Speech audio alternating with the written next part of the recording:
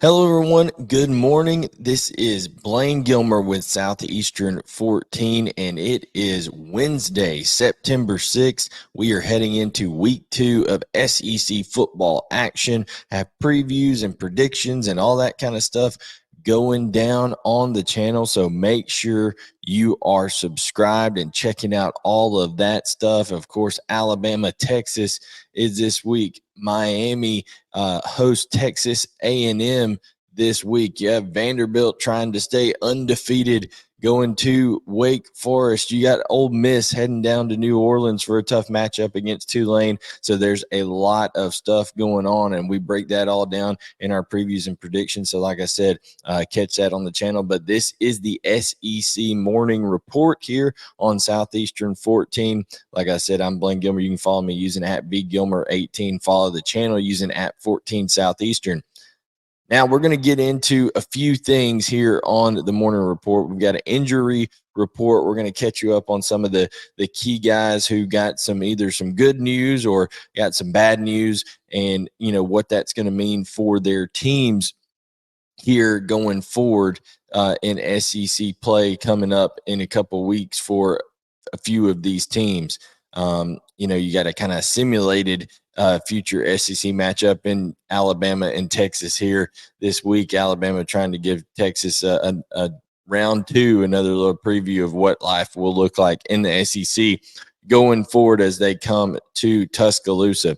But we'll get to those injuries. We'll also talk about a starting quarterback that has been officially named for his team going forward in this season. And then finally, we're going to identify a couple of position groups that need to step things up as they head into some of these marquee matchups. So injury report heading into week 2. Guys, we got to talk about and start off with Kenneth Horsey of Kentucky. Kenneth Horsey went down in that Ball State game with a knee injury. It looked bad, got carted off the field. Nobody knew, you know, just how bad it was going to be. Mark Stoops kind of gave it, hey, we hope it's nothing serious. It comes out yesterday and reports that Kenneth Horsey should only miss a few weeks, and that is huge for a Kentucky team that is really looking to, you know, be more physical on the offensive line. They were atrocious last year, weren't able to run the football. Kenneth Horsey will be a big part of what they're doing. And if they can only miss him for a couple of weeks, well, that's a couple of weeks they can afford, because they've got Eastern Kentucky, they have Akron, they go to Vanderbilt. All 3 games I think they'll be able to take care of even without Kenneth Horsey in the mix. And then they get Florida at home and then go on the road to Georgia. I think ideally if they could get Kenneth Horsey back at the end of September for that Florida game at home, and then him get some reps and some confidence in that knee before he has to go on the road to face Georgia, I think that would be ideal for them. So, but regardless, a big set of news there for Kentucky that Kenneth Horsey will not be lost for the season, and he will get to play at some point this year. So that is a big positive for Kentucky. Now, a big negative for a team is South Carolina's Kaba. He was out for the season last year and recovering from injury after that Georgia game, and now after this North Carolina game has received news that he is going to have a season-ending knee injury. Just feel terrible for the young man, an active linebacker, a guy that South Carolina was counting on to really help fortify that defense over there. And just it's unfortunate that he's not going to be able to be a part of things for the Gamecocks going forward. They are kind of a mash unit up front. They lost Case and Henry, you know, early on in that game against North Carolina. Who knows how well the offensive line is going to heal up over there. They're real thin there. They're thin in the secondary, but Kaba being lost for the year is a huge blow for South Carolina. Hopefully they'll be able to get Juice Wells back to full strength soon, and Nick Harbor, 2 receivers that they really need over there to kind of be full strength to continue to help out Spencer Rattler, who played phenomenal. It was just offensive line was atrocious. But the big news over there, Kaba, linebacker for South Carolina out for the season with a knee injury. That big matchup that we talked about, Alabama and Texas, the strength of that Texas team is that passing attack under Steve Sarkisian. Of course, we know Quinn Ewers can make every throw there is on the field, and he's got plenty of receivers to do it with.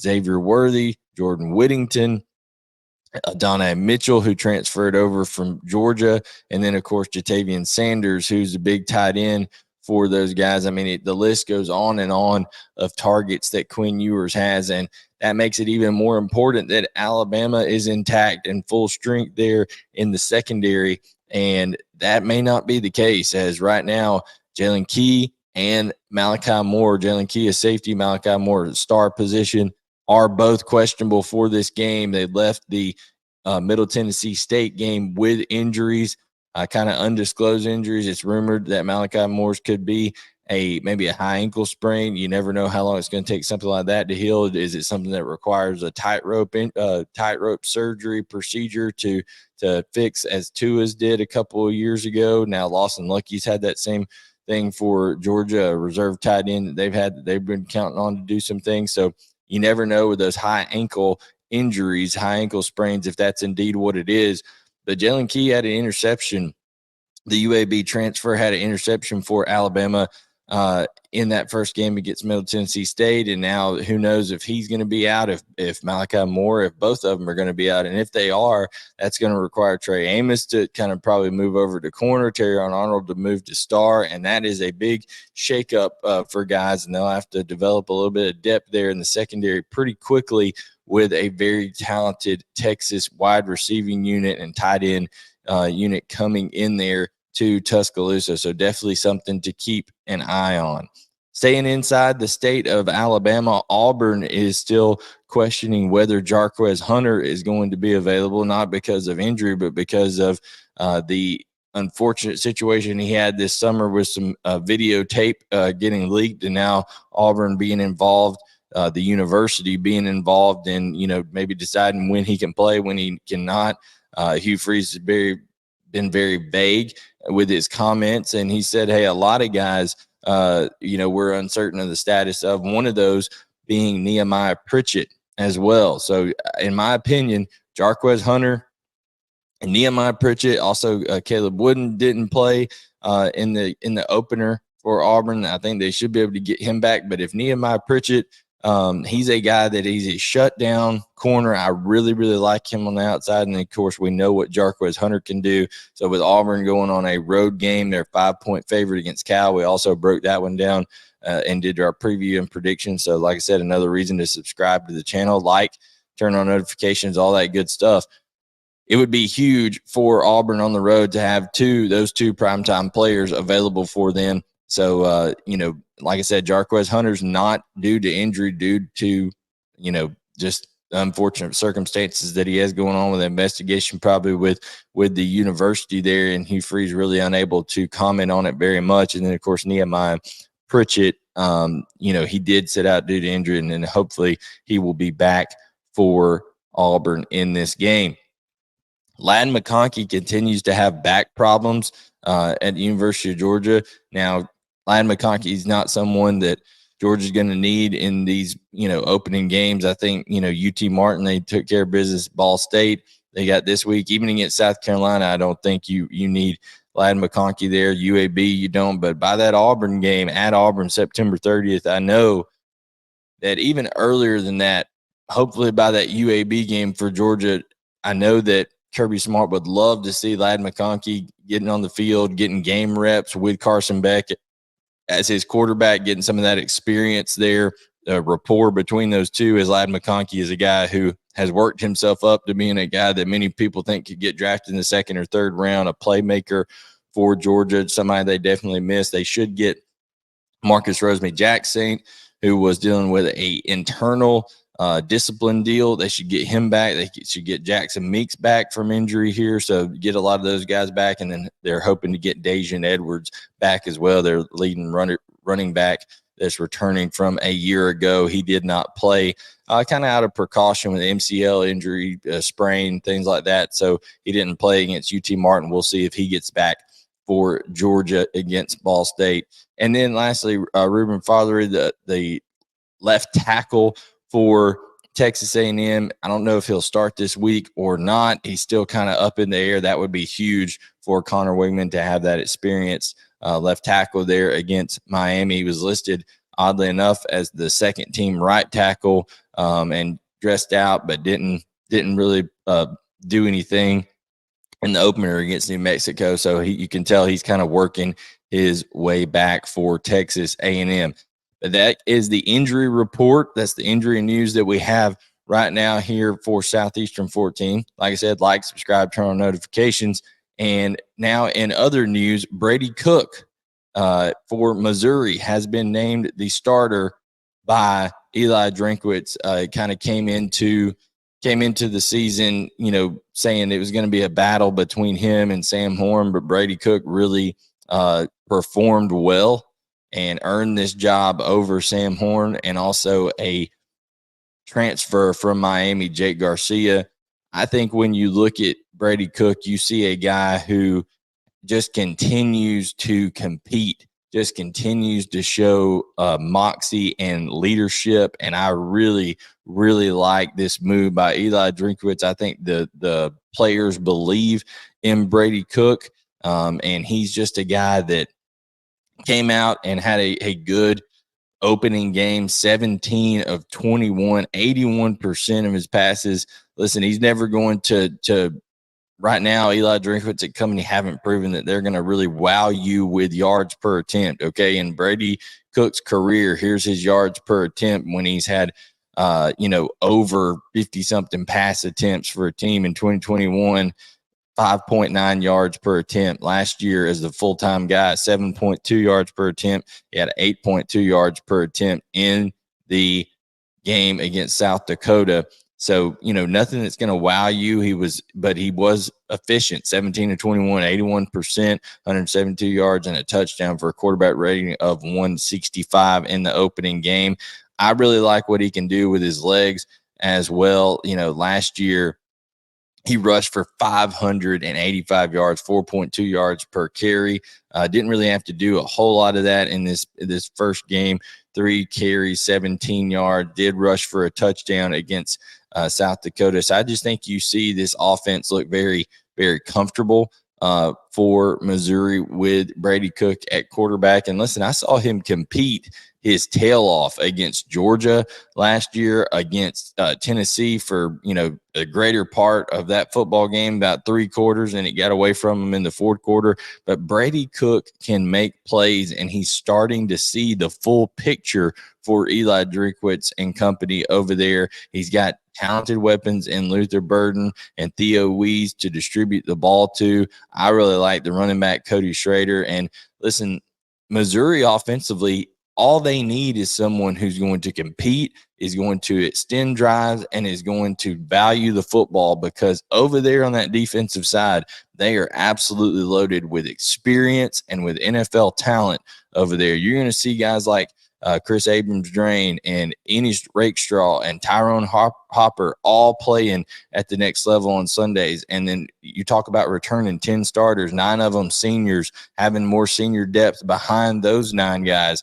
It is an embarrassment of riches in terms of the continuity, the experience, and the talent that Missouri has on defense. I really like that side of the ball for them. So Brady Cook, I think, is a good complementary piece for Missouri to name as the starter for Eli Drinkwitz and company. Now, listen, Brady Cook is a guy who, like I said, anytime you run around in the SEC, you have to make sure that you're smart about it.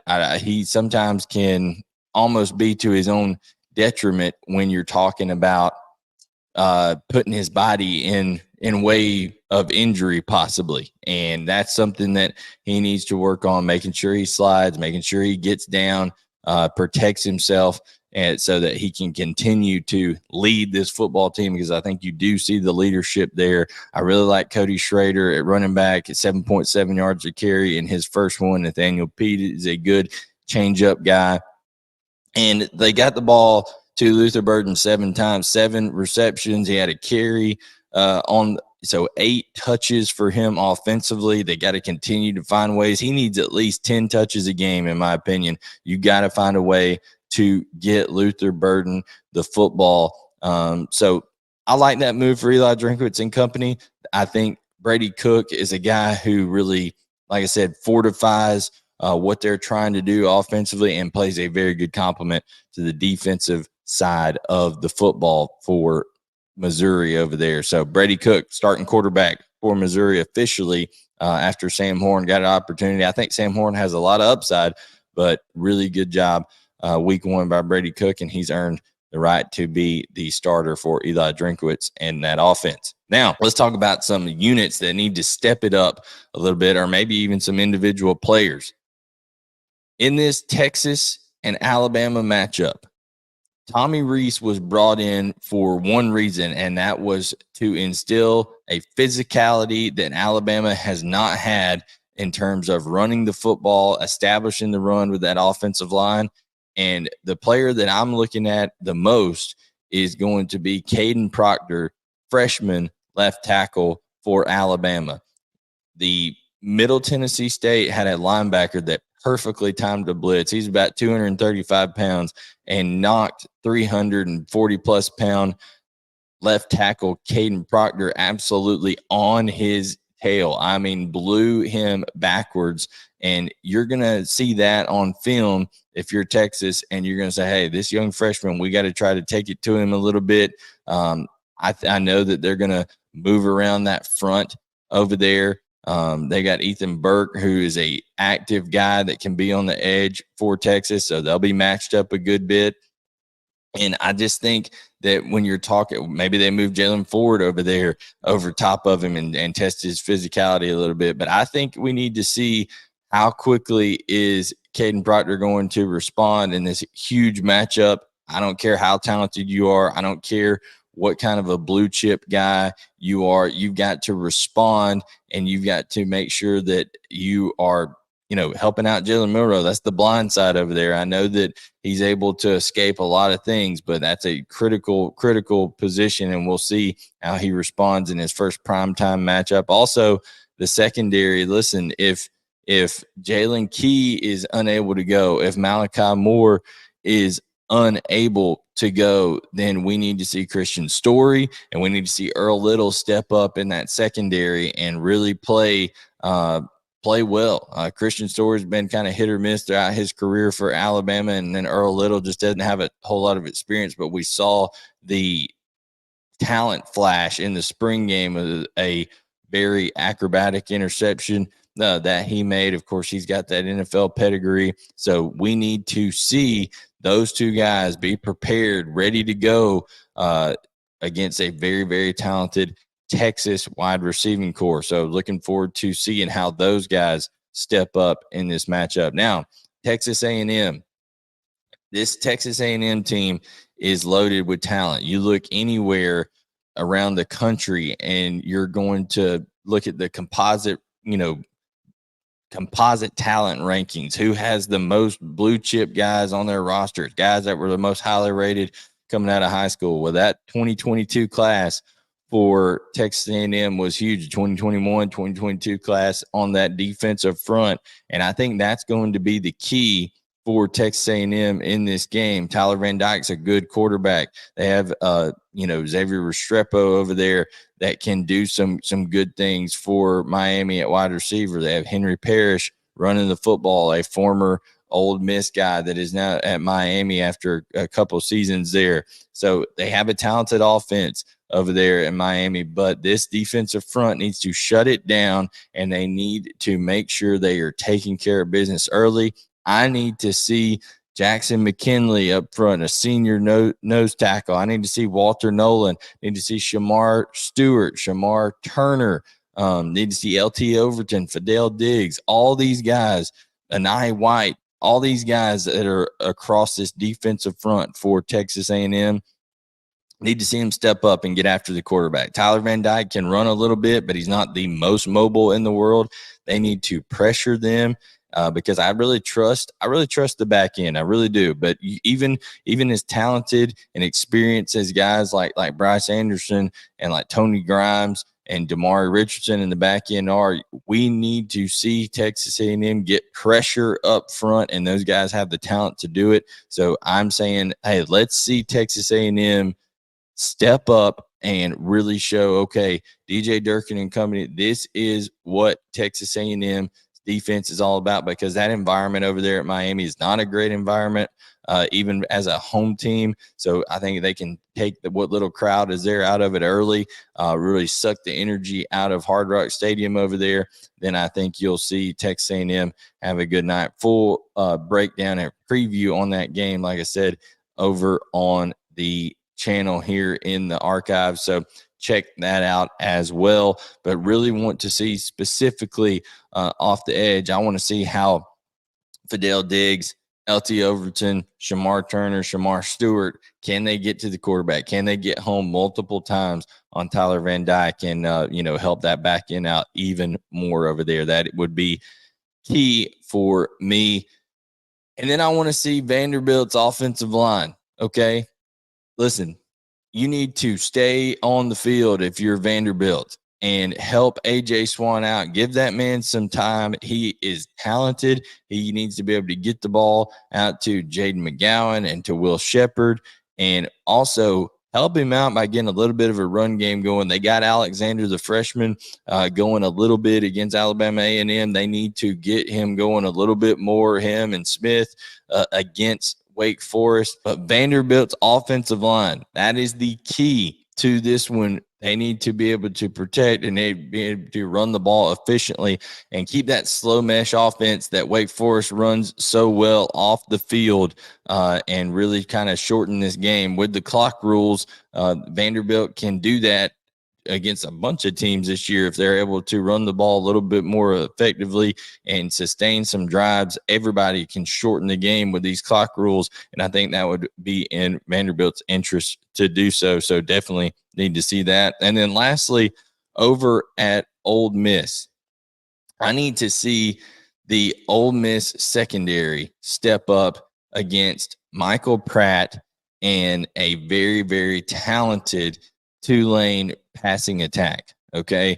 They've got a couple guys that can really stretch the field, made some great plays. Michael Pratt has seen just about every coverage there is. They really, really trust him to make checks at the line, to put them in the right position, and to put the ball where their guys can make plays. It's going to be incumbent upon Ole Miss. They've got some guys that have transferred in, some guys that, okay, how are they all, the pieces all going to fit together, whether it's John Saunders back there at the nickel, whether it's Deshaun Gaddy Jr., who's at corner, whether it's Dejon Anthony, who transferred in from Liberty at the safety position. A lot of guys that are all kind of fitting together, and Pete Golden is trying to fit them together. They didn't really get a strong test against Mercer in week one. This will be a much stronger test, a very, very good football team in Tulane on the back end. So I want to see how that Ole Miss secondary responds this week. And those are the players that I think you need to see across the SEC in week two. Step it up. So we've covered injuries. We've covered Brady Cook being the starter for Missouri and what that means for the Tigers going forward, and then some players there that you need to see step it up in week two. And I'm going to throw one more in there. I want to see Georgia's offensive line, who is supposedly the best offensive line in all of college football. They've got 4 guys that could get drafted. I want to see them step up and dominate against Ball State this week. They did not do what they needed to do against UT Martin. Didn't absolutely. Now, Kirby Smart says maybe it's the coaching staff need to help them out with some different situations and things like that. UT Martin was doing some things that they needed to see, and blah, blah, blah, whatever. It's UT Martin, okay? Go dominate, road grade. You're bigger, you're stronger, make room in the running game, help Carson Beck as first-time starter out, and just road grade and make room for your running backs to run. I expect them to do that in week 2 against Ball State. That's a challenge that Georgia needs to take with that offensive line there that is immensely talented. Need to see them step up as well. So, guys, that's all of our stuff for the morning report. I am Blayne Gilmer for Southeastern 14. If you like daily SEC coverage, be right here. We get the morning report early in the mornings as you're watching now. Also, we have a daily show with Chris Lee, Blake Lovell, and Gavin Schoenwald, and we do previews, predictions. We have Brian Edwards doing betting picks on Friday mornings. We have Jake's Takes that's released with Jake Crane of Crane and Company on the Daily Wire. So much content, you can't even handle it. It's all right here. SEC sports coverage, football, baseball, basketball, but right now we're in the thick of football season. So like, subscribe, turn on notifications. I'm Blayne Gilmer. You can follow me on Twitter using @BGilmer18, and we will catch you guys next time to talk more SEC sports and SEC football here on Southeastern 14.